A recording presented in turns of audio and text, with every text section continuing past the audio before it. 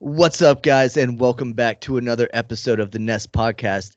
This episode is a special podcast because it is a special interview feature with a super special guest tonight. I'm your host, Brandon, and pulling co-host duties tonight is my main man, Justin, and this episode is presented by Sportszilla.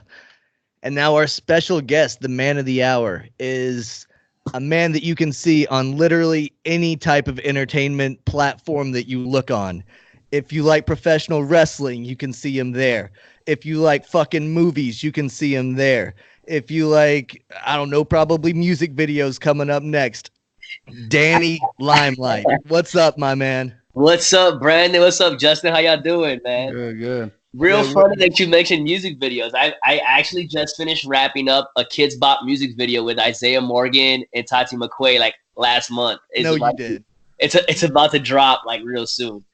That's hilarious. This man is everywhere. And if you follow him on Instagram, just be prepared to see airport after airport after airport in the tagline because he's everywhere. He's global these days. Man, it feels so good to be on there. You make me sound a lot more interesting than I actually am, but I'm excited, man. Sportszilla, you guys always bring me on, make me feel welcomed at home and stuff like that. And this time, it's big because for me, we're coming to talk about this upcoming movie that I personally wrote. It's my script, my ideas, and had this vision of what I wanted to happen, and then completely went left with my vision and came up with this amazing story. And I'm super excited to see it, man. And basically, we could get right into this things unless you want to, sweet talk it for a little bit. But if you want to jump right in. No, let's get right into it. So this idea for this movie came to my mind like a couple months ago. And originally when I was writing it about a guy who was a boxer, whose dad used to box. And I was in, me, Brandon, I'm a huge comic book fan. I was inspired by, my life coming up and Daredevil, and I really loved how Daredevil's origin, his father was a boxer, was a fighter, and his father always, put his integrity before, his father had put his integrity before the money and to make his family proud. And that's what ended up evidently costing him, his life. And this movie that I wrote, as I was writing it, I was like, man, it'd be pretty cool to play this boxer, with my boxing background, just to be able to showcase it on screen and tell the story about this kid whose dad passed away, who wanted to be a fighter and deals with like this, the troubles of, being a professional fighter, and then as well as knowing how good of a fighter you are and being loose with your hands in public. You know what I'm saying? One thing that I dealt with, especially being, prior Marine, when I was younger, we go out to a bar, get drunk, start some shit, and now we're fighting in a bar, we're fighting in a club. And I was very confident in my abilities to defend myself and handle my own, so I wouldn't say I would like to start shit, but I definitely liked the confrontation growing up. So this story, I was like, man, someone who's so good with their hands, who could have so much potential to be somebody in the boxing world, but, gets in trouble in the streets. And as I was finishing up the original script, my daughter came out of the bedroom into the living room where I was at. She was watching like cartoons in the bedroom, and she came to the living room with my boxing gloves. And I looked at her and I was like, how much better would this story be if, it was about women? Like a woman fighter who deals with the same troubles. And for a while now, for those people that follow me on social media, like, we see that I train boxing every Wednesday, at this, this gym with all these badass women. And they're beautiful, they're athletic, they're fit, and they're in the stunt business, they're dancers, they're actresses, but they train to fight. And they're so talented. And I was just like, man, like, I can take this story, and instead of making it about me, I can showcase all these women who are talented and put the same kind of story, change it up a little bit and make it work, and introduce these women to a bunch of people who've never seen them before. And in return, it will give me a chance to sit behind the camera somewhat to be able to direct it and bring my vision to life by having to worry about me actually being in there, fighting and take the focus from the whole story to just about my performance in the movie, right? So I was like, I created a character for me, which is where I be playing, the older brother of the main actress.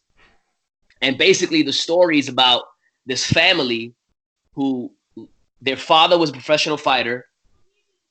Something happens to him, and the brother has to man up, be the man of the house, and he is a fighter. He suffers an injury, and he can no longer fight, so he trains his younger sister to fight. But his younger sister's a loose cannon. So she's having problems with all these other girls outside of the ring and, just like getting into all these little street fights and stuff like that.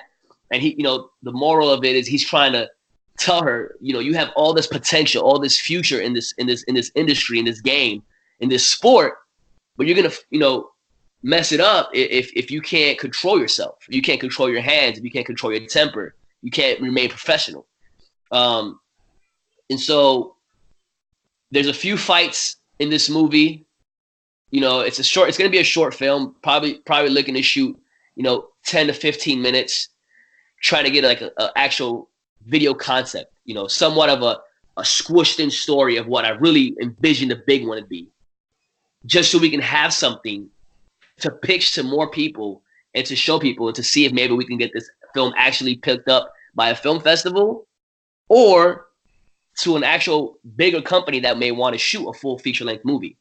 Now, the main problem with this movie, the main plot twist is there's Russians. There's always got to be Russians, right? When it comes to boxing, growing up, my dad was a huge Rocky fan. My dad was a huge boxing fan, and I grew up watching boxing and fighting with my dad, and I kind of took from Rocky, Rocky IV, the Russians being the big bads, and there's actually this Russian girl that I train with. She's a two-time Wushu world champion, the two-time Russian Wushu world champion, super badass. And so I'm using her in the film, and basically, there comes, it's going to tie back to the Daredevil kind of idea from Daredevil, was where somebody wants to offer money to have this girl, Tiffany is her name in the film, the main actress, jeopardize her integrity to ensure that the Russian stays a champion. So they offer all this money, and then it's up to Tiffany to make a decision of what she's going to want to do. And these Russians, they have ties to other things that happen. And I don't want to spoil too much of it. I kind of want you guys to, to see it and like, oh, okay, that makes sense. Oh, that's why. Kind of want to leave some surprise there. But there's Russians involved and a lot of dope fights. And I came up with the fight choreo myself. I actually do stunts as well, as you know that, Brandon. And coming up with this stunt choreography for boxing / kickboxing, because I think that we're going to allow kicks because these women are actually super talented. And I think that if we just make it quickly boxing, it would take away from what they can really do. So I think if I allow it to be kickboxing, they'll be able to throw some kicks in there as well and showcase more of that. And I think that it'll make the fights a little bit more different. Now way every fight in the film is all hands getting knocked out. We could throw kicks, knees, stuff like that. So I think we're gonna add kickboxing in it as well, just to show more, give people more like, oh, whoa, like when they're watching it, like different kind of knockouts and stuff like that. We have a lot of talented actresses. The main actress, her name is Juliana Monsalve. She's Colombian from Miami. And, then there's another girl. Her name is Ruth Marie Conde. She is Venezuelan from Miami. We have Amina Matarina. She's from Russia. Lynn Solomon. She's from the Netherlands. And then a bunch of other girls that are from California that are doing stunts and acting as well. And it's just so many talented people, and I'm just excited, man. I can't wait to get into the studio on Saturday and just like watch all of this happen. Khaleesi, my daughter, she's going to have a role in the movie as well. I'm excited. She just started going to auditions. She started going to commercial auditions, stuff like that. And so she has a small little role in this film. It's going to be cool to see her in this. She likes fighting. She likes boxing. And my main reason was, my daughter loves me. She looks up to me. She wants to do all the things that I do. But I thought that if I brought her to this set and she's seen other women that are older and are badass and can do all these things, it may inspire her more than I could, you know? So that's another reason why I chose to go the female route, is so that my daughter can look at these women that are, awesome and talented and see that it's okay for her, for my daughter to want to fight. It's okay for her to want to do these kind of things that not every little girly girl's doing. Yeah, no, that makes perfect sense. That sounds amazing, and I definitely am looking forward to seeing it. And one of the remarkable things about it is it's been mainly self-funded and crowd-funded. Yes. And that's something that's awesome in today's day and age, that you can reach out on social media and have a bunch of people be able to chip in to be able to do it. There are several bands that produce their entire discography by being completely fan funded, and it's a great avenue, and it shows that you have a lot of people backing you. Well, first of all, Brian, I just want to say thank you for your donation. Shout outs to Sportzilla. Um, yeah, so I originally was gonna come out of pocket for this, and I thought to myself, maybe there's a lot of people that support me. There's a lot of people that are always wanted to see me succeed, wanted to see me excel in life and stuff like that. And I came with the idea, so you know what? Let's see if I can raise $500 to help me with the cost, right? So I originally started with $500. That I just wanted to get $500 for it, and that was going to be enough to just cover the first half of the filming from the production crew. And then I was like, well, then I'd have to come out of pocket this much more X amount of dollars for the set, studio rental, the rest of the shoot, the food, catering, etc. And it's been a week and a half, less than a week and a half. It's been a week and 2 days, and we've raised over $2,000. Wow. Yeah, and what's crazy is that I don't have any visual. I don't have any short clips of the movie for people to look at and see if there's something they want to invest in or not.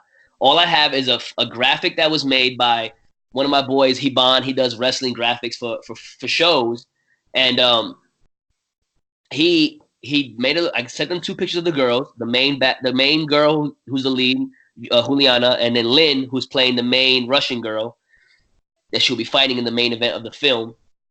And I sent them 2 pictures of them. And he put this awesome graphic together, and that's all I had. I didn't have anything recorded yet, and I was just like, wow, we raised over $2,000 in literally 10 days. And to me, that was like super impressive. And it just shows, how much support system I have out there. And I just want to thank everybody that has taken their time to donate, all, their hard-earned money. That's their hard-earned money that they work for on a daily basis. And they were able to believe in me and this idea, this thing I want to put together and bring to life. And, they chipped in, and I truly, truly appreciate them. That's awesome. Let me ask you, hearing about the story, it's really cool because my son started boxing when he was 5 years old. He's now 10. So wow. I've spent 5 days a week or more sometimes at this boxing gym every day for 2-3 hours. So I'm there more than I'm at home, basically.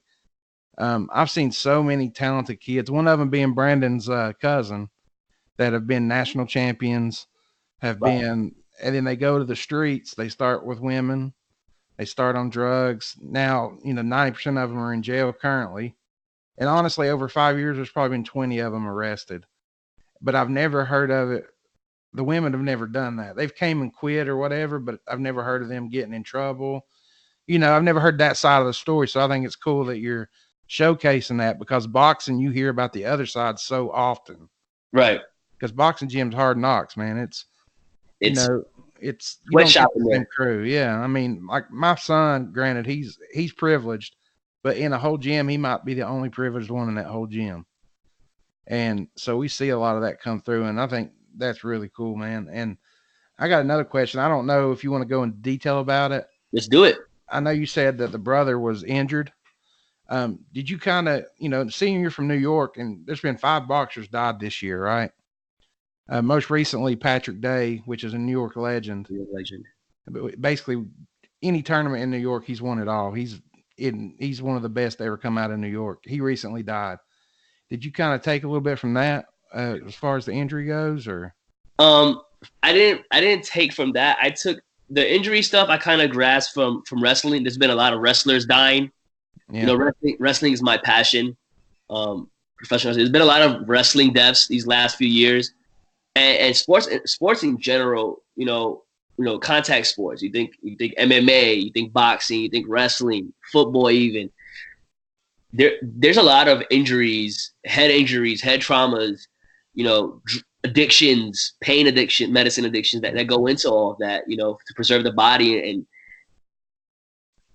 they die young, man, like 55 years old, some of them younger, 32 years old, 35 years old, 45 years old. People just, because of the impacts they take in this sport. And some of them live to be longer than that, but not the average human, not as long as the average human being, And I kind of wanted to, show that, a punch to the eye. The brother's injury, he has he had got hit in the head right here, and he received orbital damage. Orbital, yeah. So he can't really see out of one of the eyes, so he can't fight anymore. But he could train his sister, and I felt like doing that would give it maybe just a little bit more of a story in there, showcase that there is danger, there is, there are some downfalls in being a fighter. There are things that can, career enders. It could ruin your life in general. What if you get hit? He's blind in one eye. He could be blind in two eyes. People have internal brain damage and stuff like that from taking hits. So I just wanted to add a little bit. Love it. Yeah, boxing's not a sport. It's something that you're passionate about. I believe that 100% because of that. Because that's something you can die for that. Yeah. Yeah. So I understand where you're coming from completely. And for inspiration for the film, I took from, I took a little bit from Creed. The way Creed was. I took a little bit from the Rocky. $1 Million Baby, Girl Fight with Michelle Rodriguez, and Southpaw. And I want to bring the fight choreography that I came up with is the darker fighting. Like where the lighting's going to be a little bit darker. So the hit's going to look a little bit harder. Like it's not going to be all colorful and bright like Rocky was. It's going to be a little bit darker like Southpaw, $1 Million Baby was, But the story, the feel, the emotion, I'm thinking Rocky. I'm thinking, that passion behind, Jake Gyllenhaal's performance in Southpaw, like just the way that they feel and the way the emotion that they show. And, we only have between 10 to 15 minutes to showcase as much as we can, as well as the fights and the acting and all that other stuff. But I think that in this time that we have, we'll be able to put some magic together so that people can see and be like, wow, I want to see more of this. Or if anything, I want to see more of these girls. Yeah. I want to see them do something else. I want to see them in a real, what if we gave them 40 minutes next time? What can they do? That's what I want to see. I'm glad you're showing that side because people that don't know boxing or don't know, I'm using boxing because that's what I know you're doing. Your background's wrestling, but just where I'm coming from, they see, like, say they see a fighter that's 12-0. They're like, this dude is awesome. He's 12-0, but they don't see the 250 amateur fights where he never made money. Half the times he went to somebody's home and he lost a fight because it was their home. All the BS that goes in boxing, people don't see that. They see the guy on TV that's 12-0. Yep. Like my son, he's going to have 200 Fury, fights. Yeah, Tyson Fury, he had almost 300 amateur fights. Nobody's seen that. They've seen the ones he's had on TV. That's it. I actually met Tyson Fury last month on SmackDown. Oh, that's awesome, man. You know what I like about Tyson Fury? He's a heavyweight, and he fights like a lightweight. He's so light on his feet. It is crazy. Your story, Danny, it kind of sounds like it's going in the direction of Glow, where it's very, very focused on the women athletes and the women that are stealing the show, so to speak. And you're playing the role of the director. Yes. And it's kind of awesome to see that. And I know you coming from a wrestling background, you're going to be able to come up with spots, as you call it in that business. Yeah. And that's your fight choreograph. And it's going to end up being something that I think is going to look awesome. So for me, I definitely wanted to control the fight choreography. I have done a few little short projects with fighting. I've done, I just finished wrapping up Speed of Time with John Hennigan, also known as John Morrison from WWE, where I came up, with the majority of the choreography for his film, behind the scenes. And, my mind, it operates differently. I see things, I see action movies and I look for what would I have done differently? What would I have thought of? What would I have wanted to look, How would I have wanted that fight to go? And when I come up with my wrestling matches, I'm always thinking innovation. How can I make my match stand out from everybody else in the locker room? How can I take a simple DDT, for example, and make it look bigger than it actually is, right? And so with this boxing, sitting back in the director's chair, I'm going to be able to see these women. I've trained with them for weeks on weeks on weeks. I know what the limitations are. I know what their capabilities are. I know what their strengths are. I know what their weaknesses are.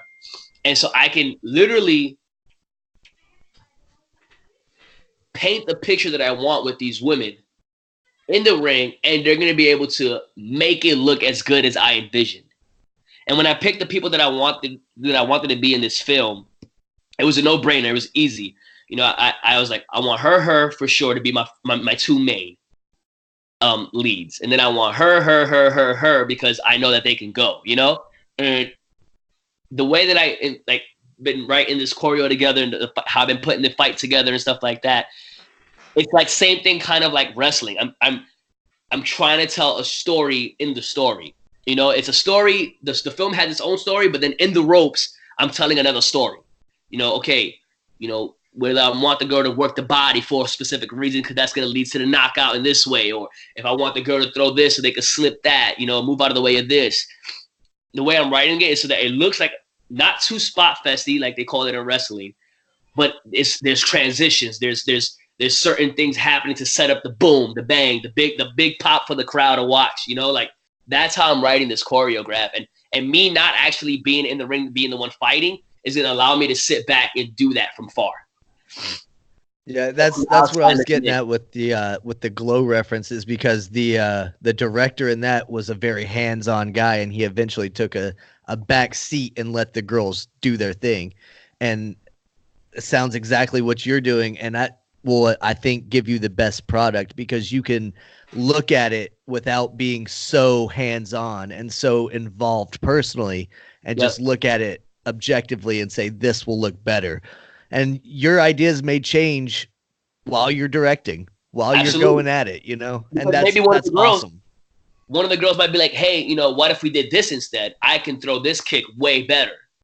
And I'm like, you know what? That makes sense. I trust your judgment. Let's go with that. Let's see what it looks like, And these girls, they're smart. They think too. They do this often. They train often. So they can think, you know what? Hey, maybe I don't want to throw this lead hook.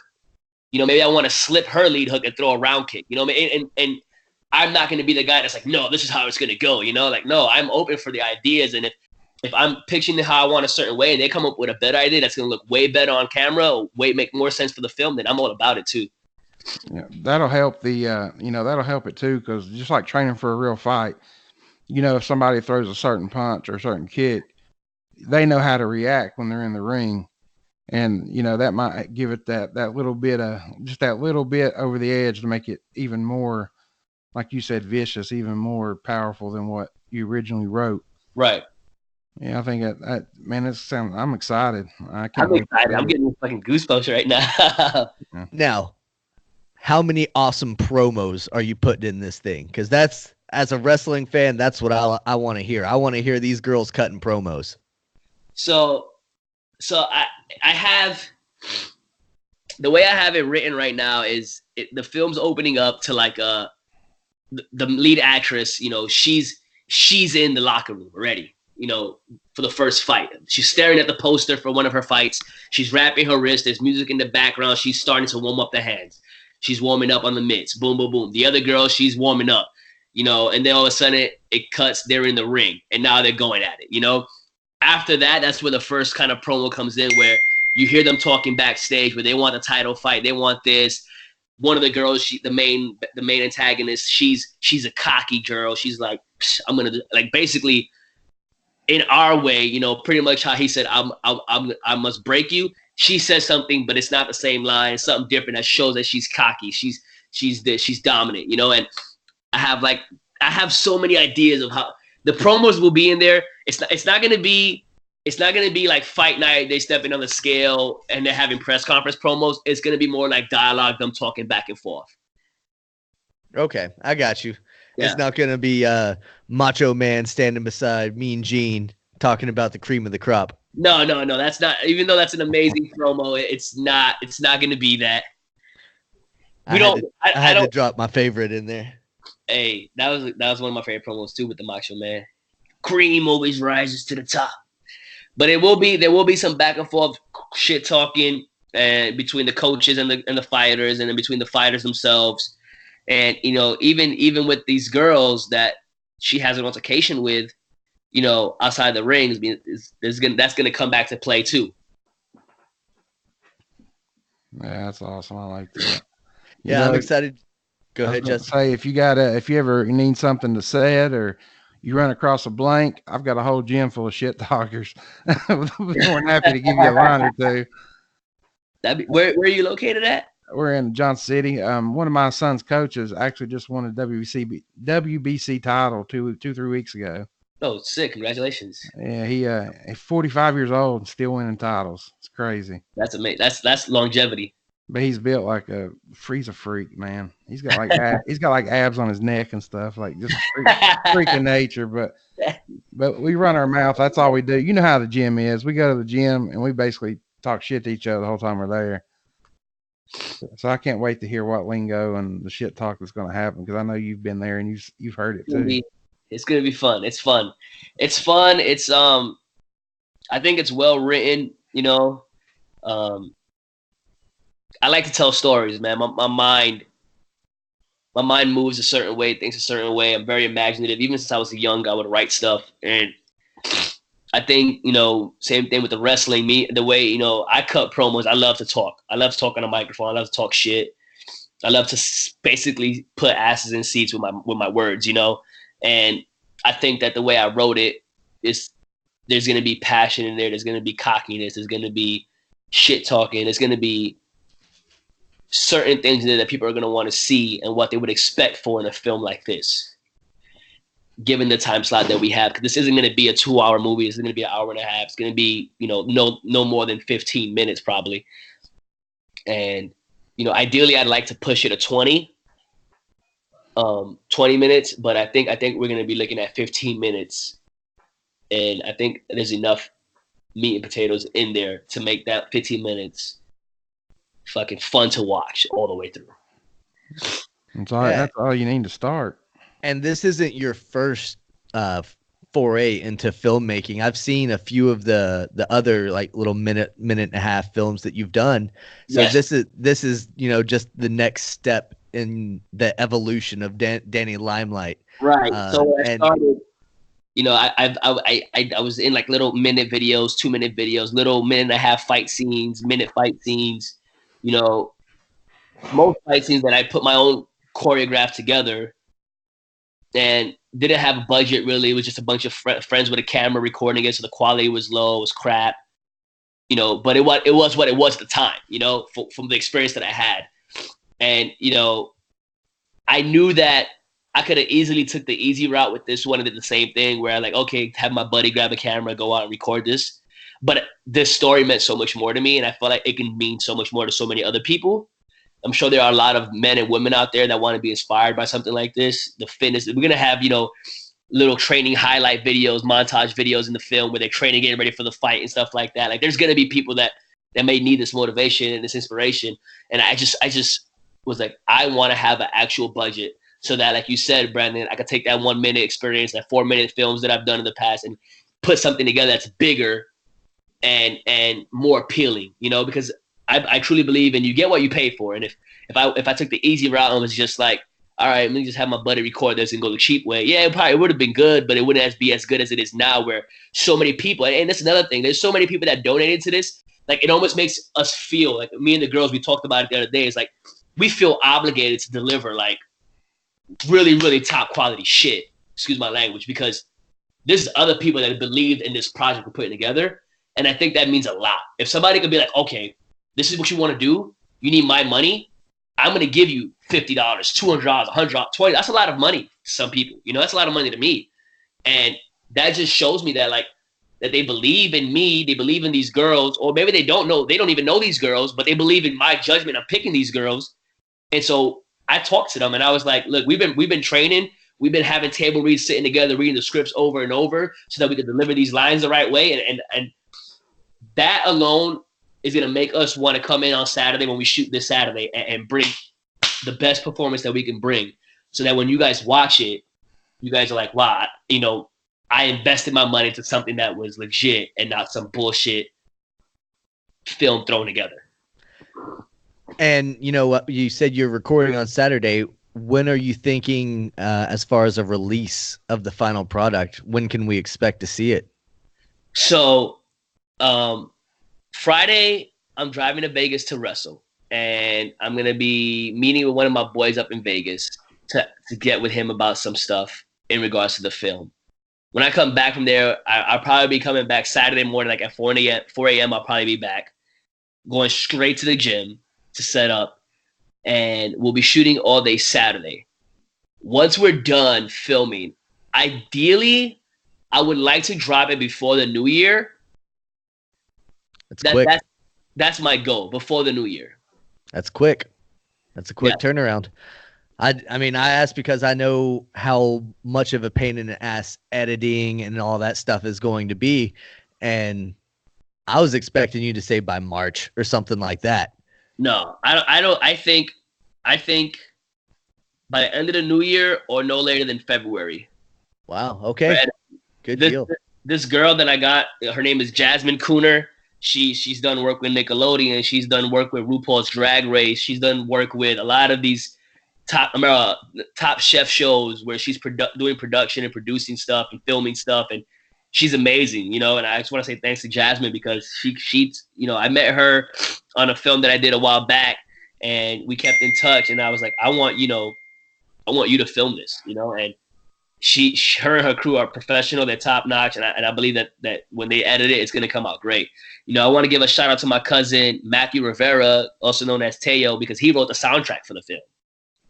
Oh, wow. So I had my cousin write the soundtrack for the film. He's an independent artist now. He was formerly signed to Sony Records. And so you guys can look him up on Instagram or all social media as Wasup Teo, WASETAYO. Phenomenal rapper. He's great. He wrote the soundtrack for this. And then I want to give a shout out to Jim Logan from JLFX Studios in Burbank for lending us out his warehouse where I train at wrestling. He has a wrestling ring there. That's where I trained at. So we turned that wrestling ring into a boxing ring. And he built the sets. He built the precinct for the film. He built the locker room for the film. He builds all types of sets. You know, some of the other stuff that I shot in the past was on his sets that he built himself. Super talented dude. So he's lending us his place right there to film. There's a lot of people that are like helping out with this project, man. And I knew that when I was doing this, I wanted to get the right people so that it comes out the way I want it and I envision it to come out. And that's important. If you're going to pursue your dream and try to make your dream come to life, do it the best that you can. And that's something to be proud of. You know, putting it out, getting it produced, that's a huge accomplishment. Oh yeah. You know, I had the privilege to work with somebody from Netflix.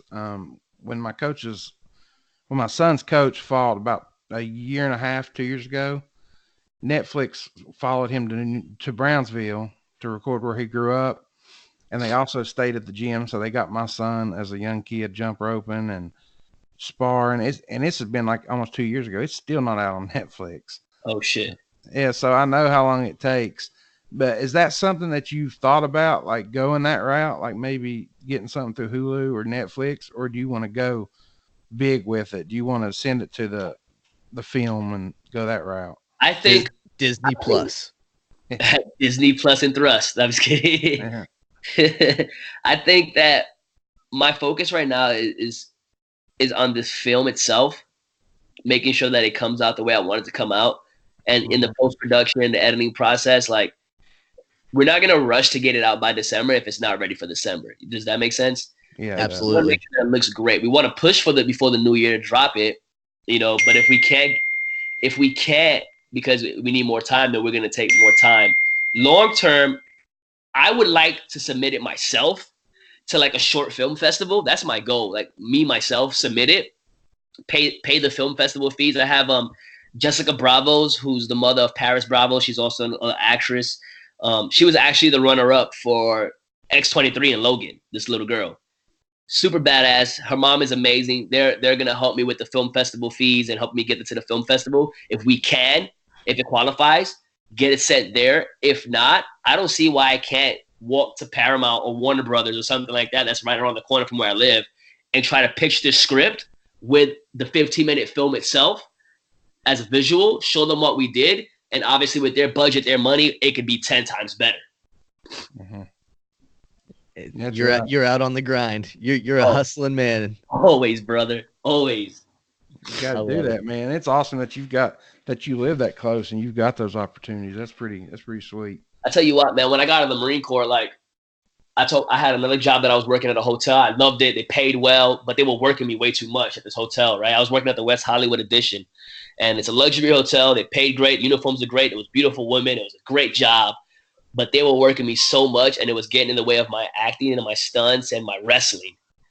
And literally from October 3rd till yesterday or Monday, I've been on a plane and in a different state 4 times already. And I could not maintain a regular job doing that. And so I told myself, I need to quit this job, which I did, and bet on myself. So now I don't have a job. I wake up, I go to the gym, I work out, I train, I'm in the wrestling ring, rolling around, working on my wrestling. I'm writing scripts, I'm reading scripts, I'm auditioning. Today I was doing like a whole photo shoot today for some modeling stuff and some headshots for submissions. And I told myself, this is what I got. I got this and I got wrestling. That's it. And if I don't grind, if I'm not putting in the work, then I'm going to be broke. Unemployment's not paying me. You know what I'm saying? They say when you get out of the Marine Corps, you're guaranteed unemployment, but not if you quit your other job, then unemployment screws you over. So I'm making my money the hard way, and I'm doing really well for myself right now, and the grind is working.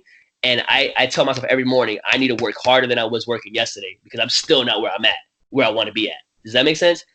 Yeah. No, I feel you, man. And I love seeing all the flyers and stuff that you post about wrestling here, making my debut here, going here.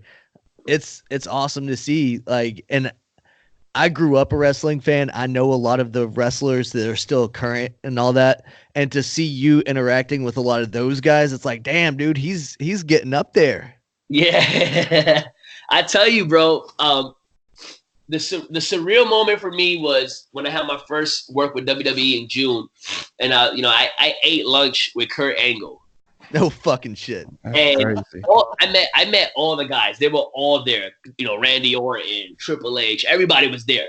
But just sitting there eating lunch with Kurt Angle, and I was just like, man, I grew up screaming, "You suck" to the TV at this guy. You know what I'm saying?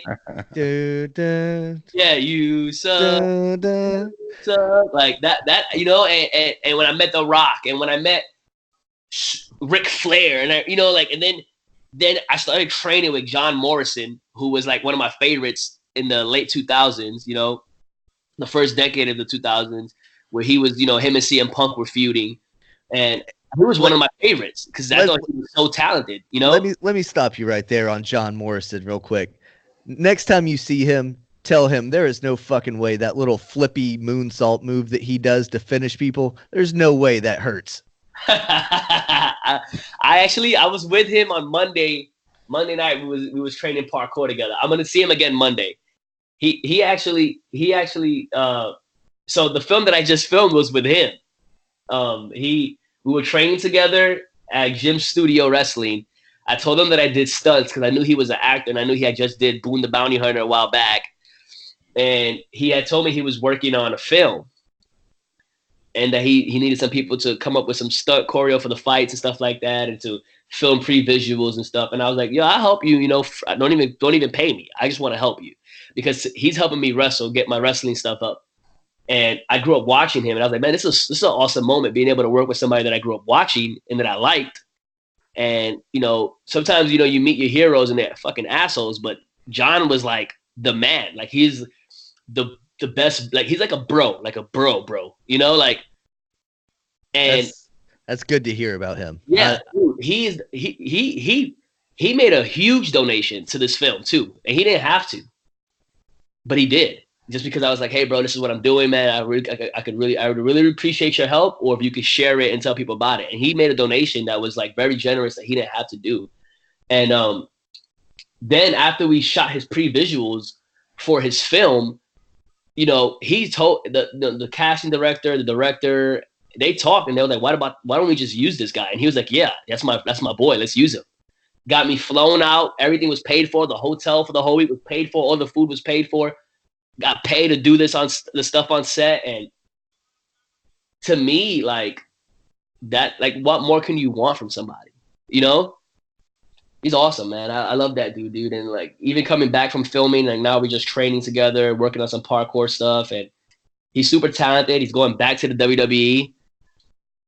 And we actually, since you bring up his Starship Destroyer moonsault that he does, we were actually working on a new finisher on Monday. Good. I said that was the one thing that he was always missing was a solid finish, and he had everything else pretty well down when I watched him, at least. I saw him whenever he was young, I guess now, when on WWE. Yep. When he was in the tag team. I can't remember the name. Eminem with Melina and yep. Joey Mercury. Yep, Joey Mercury. Melina always did the little split thing when she got in the ring. Yep. Yes, sir. And then he went to TNA or something like that for a while. Yeah, he was with Lucha Underground as well as Johnny Mundo on Netflix. That's right. Johnny Impact on Impact Wrestling. He's been around, man. He's been doing well. He's in phenomenal shape. Looks great for his age. He just turned 40. Looks like he's 30. And he moves like he's my age, Like when he comes back to WWE, he's gonna kill it for real. Now, I know Danny Limelight has made his debut in a lot of places. Yes. Are we looking at a WWE debut anytime soon, other than just as the coffee boy? Well, I was coffee boy. I was Goldberg security, and recently I was security for Braun Strowman and Tyson Fury's beef that they had. I don't know. Did you see that, Brandon? No, I didn't see that. I didn't see that one. No. Yeah, Braun Strowman knocked me the fuck out. He knocked you out. Yeah, he knocked me out. Oh, I'm gonna have to find this clip. It was a huge brawl between him and Tyson Fury, and all the security guards got knocked out. That's awesome. I'm gonna have to send you. I'll send you the clip. I think I have the clip on my phone somewhere or on Instagram, and I'll send it to you so you can check it out. Yeah, for sure. I can't say much. I just had my Evolve and another Evolve tryout this past week, and that went really, really well.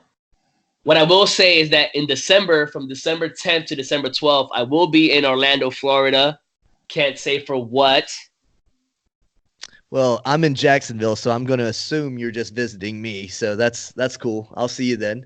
There you go. I'm coming to Florida. I'm flying into Orlando the week of the 10th to the 12th of December to see Brandon. Yeah, that's what I'm going there for. And apparently we'll be waiting in line at Disney the entire time to get to go see this new theme park that they're opening and all that stuff. Right. They're making a whole wing of their theme park about the Mandalorian. And then on the 11th of December, we can see what's next. In the Marine Corps, they like to give a lot of these classes, death by PowerPoint. And when the instructor wants you to remember a point, they always stomp their foot on the ground. Yeah, we're going to see what's next. Stomp, stomp, stomp. Yeah, okay. Now, Danny, I appreciate you coming on and giving us so much of your time. You've got a ton going on, and I love it. I love that you're just on the grind all the time and doing so much cool stuff. Where can the people find you to go and follow you and hit you up on social media and all that stuff? So I can be found on Instagram and Twitter at Danny Limelight, DANNYLIME. Light, Danny Limelight. Facebook, Danny Limelight Rivera. I'm not hard to find. ProWrestlingTees.com/Danny Limelight. Whatever they want to find me, just look Danny Limelight. You can look it up on Google. I'll pop up, I'm sure. This film is going to be amazing. I can't wait. There'll be posts about it coming soon. We'll be posting behind-the-scenes shots all weekend. You know, we'll be taking little pictures and video clips backstage with the girls or behind the scenes with the girls and the guys that are on set. See how much fun we're having filming this film for you guys. The main actress, her character's name is Tiffany Nicole Torres, a.k.a. TNT, because she hits like dynamite. And as of right now, the title of the movie, we're leaning towards just calling it TNT. As of right now, unless before it comes out, we come up with a cooler name than that. So I'll be posting updates on it soon. I can't wait to share this with you guys. And if you guys ever want to hit me up, have any questions about anything, wrestling, the military, acting, stunts, what being a fuckboy consists of, you can hit me up. I got all the answers, I promise. Hey, I'm wearing my gray sweatpants right now. Oh, man. I've got some on too, actually. That's funny. Oh, shit. Fuckboy fall in full effect on Sportzilla. But I just added you on both, so you aren't hard to find at all. Easy peasy. Let me see. Let me hit you back, because if I don't grab it right now, Nut Vegas. I love it. Yeah, that's me. And Facebook, it's just Justin Cornette. So good old Cornettes. You'll see my son and his trophy and stuff. I got a few pictures of him boxing on there. Let me go look at it right now. He won his title. Oh, shit. Danny, we appreciate you coming on so much, man, and thanks for giving so much of your time. We'll have to do this again once the film is done, and I could get a couple of girls to come on with you, and we could do it again before we release the film. Absolutely. Yeah, I was about to say we'll definitely be sharing this episode along with any of your movie flyers or whatever you come up with. We'll share it along, try to get more eyes on, try to help you grow the product and push the product. Thank you so much, man. I appreciate that, Brandon. Thank you, Justin. Yes, sir. It's been a pleasure, man. Definitely. Holler at me. And thank you guys for listening. We hope that you have enjoyed this episode. If you have, please make sure you go and subscribe. We drop new sports-related episodes every Monday night, and we also come on and talk about any kind of video games or movies and TV shows. Like Disney Plus just dropped. I'm sure we're going to be talking about that. Danny, I know you're into a lot of that shit, so you can come back and talk about that shit too. I want to voice Brooklyn in a live-action gargoyle film. That's it. I'm plugging myself right now. Yeah. Danny Limelight for Brooklyn and Gargoyles live action movie. Nice. If it doesn't happen, then the wrong people are listening to our podcast. All right, guys. Thank you so much. Peace.